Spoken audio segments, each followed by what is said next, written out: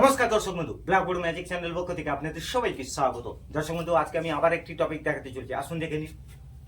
দর্শক বন্ধু, এই ধরনের স্কোয়ার বা বর্গ থাকলে আপনারা কি করবেন, জাস্ট বেস ধরে নেবেন। কিভাবে? এখানে 70 বেস ধরবে, এখানে 80 বেস ধরবে, হয়ে গেল। এবার দেখুন, এক বেশি রয়েছে 71, 72, 72 এর সঙ্গে 7 গুণ কত হচ্ছে 508।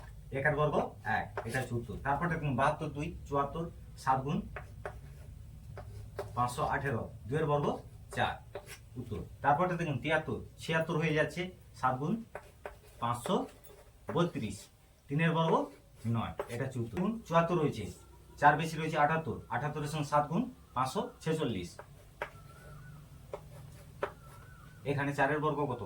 1 রয়েছে, 16 হয়, তাই এখানে 47 হবে, তাই 7 দিয়ে দেবো, তাই আমরা এখানে লাস্টে 6 দিয়ে দেবো, হয়ে গেল উত্তর। তারপরটা দেখুন, এখানে